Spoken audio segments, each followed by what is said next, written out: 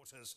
And in fact, in 1833, when slavery was abolished, what happened was that a compensation of £20 million was paid, not as reparations to those who had lost their lives or who had suffered or been oppressed by slavery, but to those who had lost their property.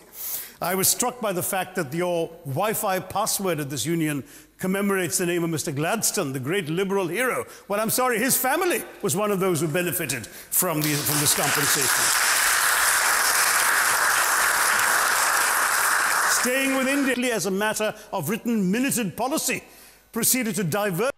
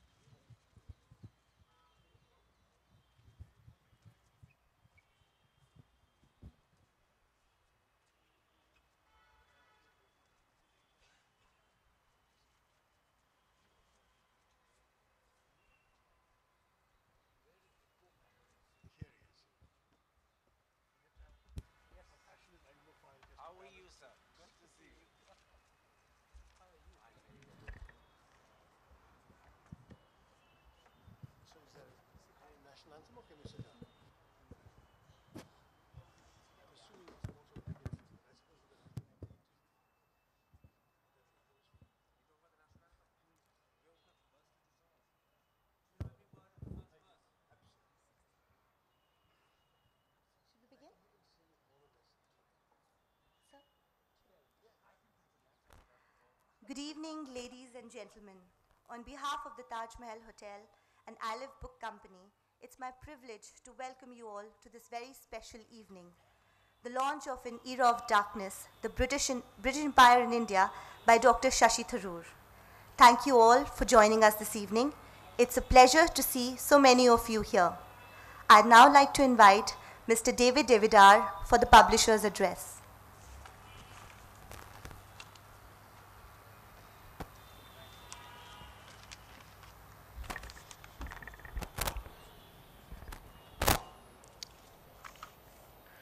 Honorable Vice President of India, Mr. Hamid Ansari, Shashi, Karan, distinguished guests. On behalf of all of us at Aleph, I'd like to welcome you to the official launch of a book that looks set to be a storming success.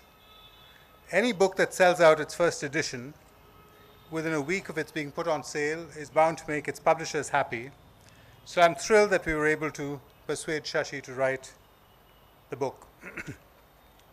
Before I introduce An Era of Darkness, I'd like to thank the Honorable Vice President for agreeing to be the chief guest today and for consenting to launch the book.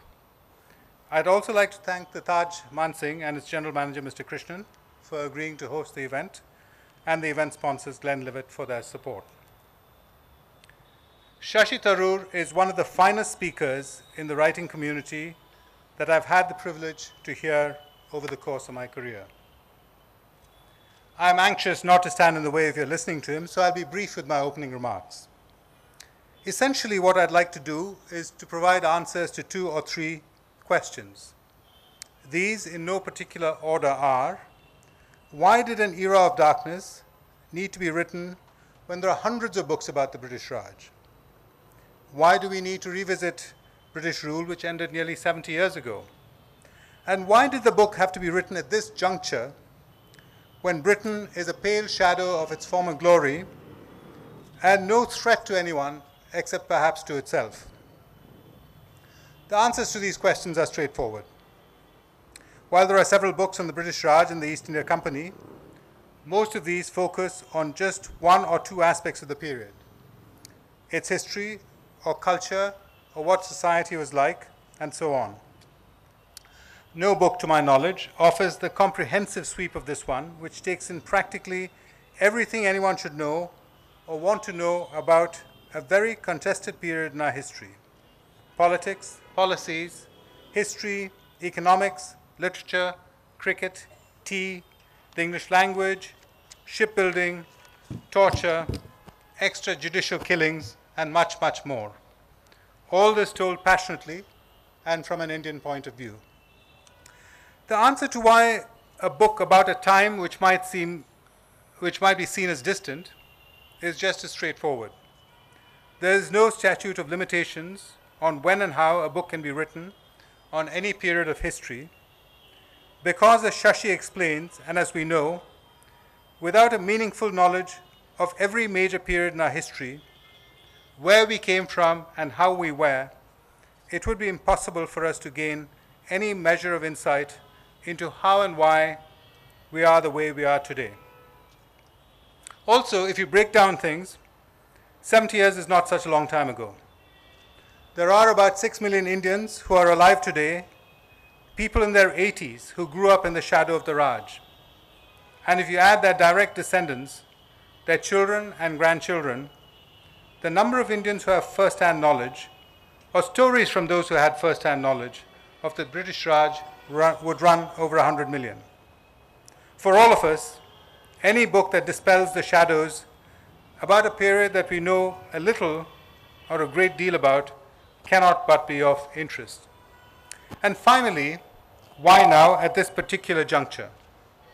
Well, the proximate cause is a debate Shashi participated in at Oxford, in which he decried British rule. The recording of that debate that you saw here today went viral and garnered more than 3 million views, which convinced us that there was need for a full-length book on the subject. But less reflexively, one of the reasons Shashi wrote the book was to provide an alternative view to a raft of recent books, especially by British writers, which sought to portray empire as a jolly good thing. A corrective was necessary, and we hope that an era of darkness will show us that British rule was not a jolly good thing, but a blight that made this country an area of darkness. With that, I'd like to give you my friend and writer of erudition and distinction, Dr. Shashi Tharoor.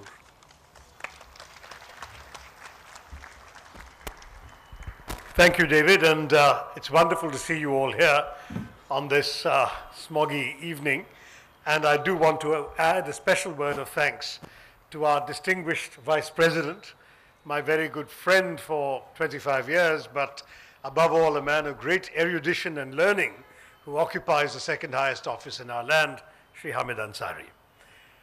And to Karan Thapar, I told Karan quite bluntly that I had to have him because he is one of those unreconstructed Anglophiles who still dot our cultural landscape, and he was quite willing to take on the label as well as take on the task of grilling me. He's already actually had his first salvo at me, but it's going to be on television at 7:30 while you're all here. So you're going to get the live version, perhaps slightly longer without people worrying about the ticking clock. But before that, we'll have the honor of the Vice President launching the book, and then after Karan, we'll also have an opportunity to sign a few copies for you. But let me just say a couple of words. David has answered 2 or 3 of the most basic questions that people have asked, so I'm not going to go into that. I will say, however, that when he said to me, why don't you write this book? I said, but what's the point? Doesn't everyone know this already? Because in my naivety, I assumed everyone did. And he said, of course they don't, because if they did, your speech wouldn't have gone viral. And that got me thinking, and indeed I found myself encountering day after day lots of people who behaved and spoke as if their eyes had been opened to something which I honestly thought of as sort of the basic fundamentals of Indian nationalist history. And I realized that this story was simply no longer being told. Perhaps it was not being told well enough in our classrooms to remain in people's minds, or perhaps it was being told in a dry or insufficiently passionate way to engage them, or perhaps it was quite simply that they had so much else cluttering through their heads that this is not something that they had retained. Now, there's of course also a more charitable explanation, which is that we as a society are a forgiving people, and that we put the bad stuff behind us very quickly and moved on to face our current realities and indeed our future prospects. And therefore what happened in the 200 years till 1947 was no longer of much moment to today's Indians. Well, the problem with that, as David has also said, is that if you don't know where you're coming from, how can you appreciate where you're going? And to my mind, one of the stark realities of our experience is that Britain took one of the richest countries in the world, a country which accounted for 23% of global GDP when the British arrived, and reduced it to one of the poorest countries in the world, whose share of global GDP was below 3% when the British left, but who above all had a population of some 90% below the poverty line. It left a country with a literacy rate of about 16%, 8% for women, by the way. Just 1 out of 12.5 women could read and write when the British left. Malnutrition and human life was in such terrible shape that life expectancy when the British left was 27 years of age. And when you look at those numbers, and many more that I could cite but won't bore you with this evening, you actually appreciate that despite all the manifest limitations and failings of post-independence India, we've actually come a long way. That to go from 16% literacy to 82, to go from a life expectancy of 27 to one of 69, to go from a poverty line that unfortunately left 90% poor to one in which 26% are poor, and so on and so forth. While the figures of what today's realities are bad enough and must spur us to action, when you look back at what we began with 70 years ago, you get a perspective really on how much we have actually accomplished despite everything. And I think that's one important argument for today's Indians. There is also an argument for today's Britons. I do want to stress that what I say today in this book is by no means intended to be a commentary on today's India's relationship with today's Britain, which is a relationship of two sovereign equals, and frankly, it is pure accident. David Davidar and I had no idea that the Prime Minister, the new Prime Minister of Britain, was arriving in Delhi 2 days after the release of this book. It honestly was not our intention in any way to complicate the diplomatic relationship, or we wouldn't have been foolish enough to invite this ace diplomat to launch the book. Because the book is not about today's relationship, which I believe is in good shape and can get and should get better. It is about a historical past that happens to involve those two countries. But where I think the British could benefit from it is that there is and has been a sort of deliberate historical amnesia in Britain about the Raj and about the iniquities of the colonial era. There has been no attempt whatsoever to teach the realities of colonialism and imperialism to British school children. In fact, as it happens, just as the book came out in the bookshops in Delhi this week, a Pakistani journalist published an article in The Guardian talking about how she'd raised 2 children in one of the best public schools in the country in Westminster in London. They were bright students who studied history, but who had absolutely no clue about the colonial era because it simply wasn't part of the syllabus. This is what we've sadly learned from the experience of British education about colonialism. And to be honest, that's wrong. You know, when you accompany it with the self-justificatory mythologizing that we see in popular fiction, in bestsellers, the Far Pavilions, on television shows like Indian Summers, which is still running in England, and so on, which portray a very one-sided and very, very, to be honest, gauzy and inaccurate vision of the realities of colonial exploitation, then you feel, no, they really have to wake up and smell the coffee or at least the chai. And that's really one of the purposes of this book. I know that a bit of fuss has been made by some interviewers about my suggestion that these 200 years of injustice call for an act of atonement by the current British government in the shape of either a prime ministerial or a royal apology to the Indian people.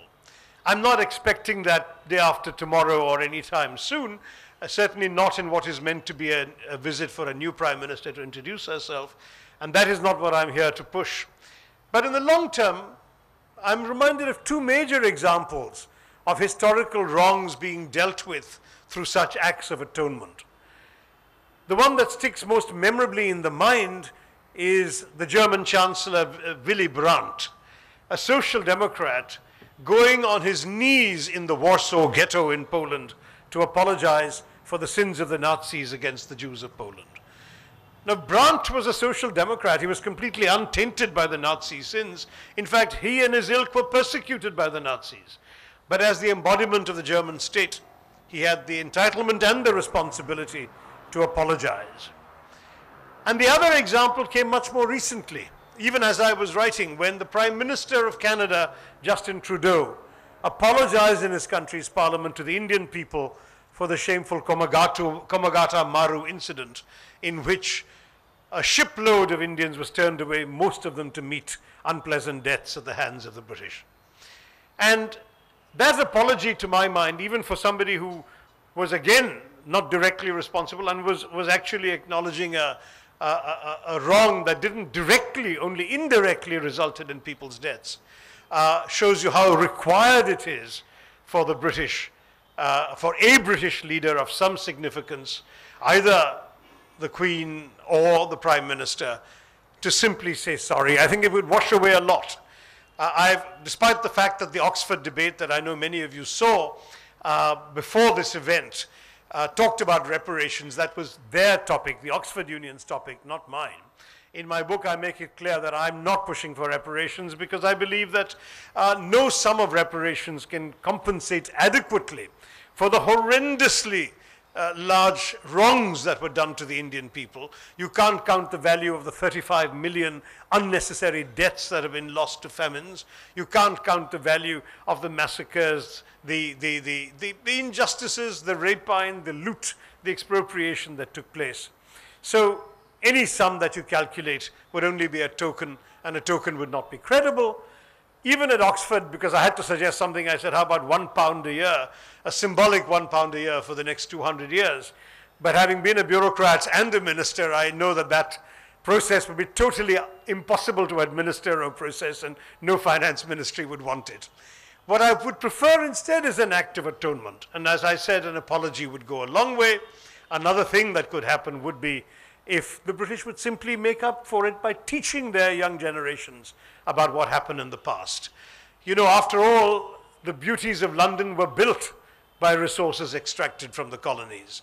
And something I think that the young people of Britain need to know, just as I belong to a generation where in Germany, they were not told about the Nazi era. Even their own fathers who fought in the Second World War wouldn't say a word about it.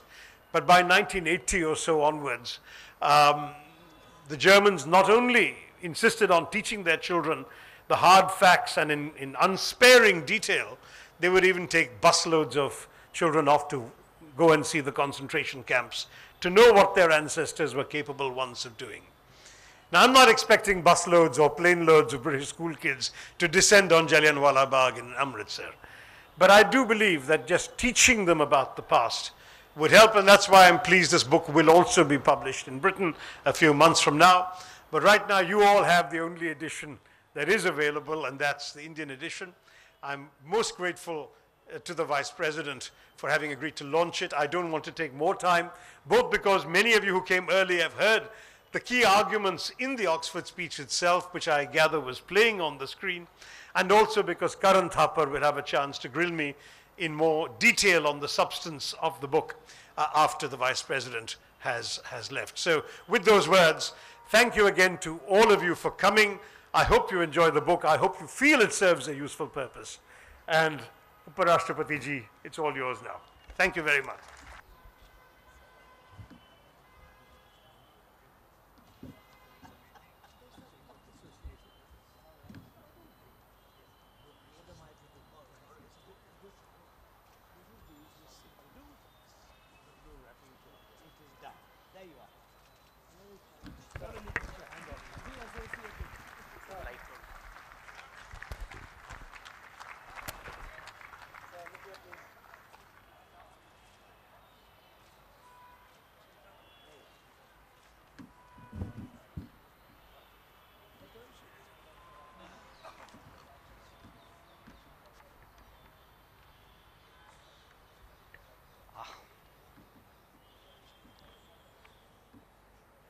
Dr. Shashi Tharoor,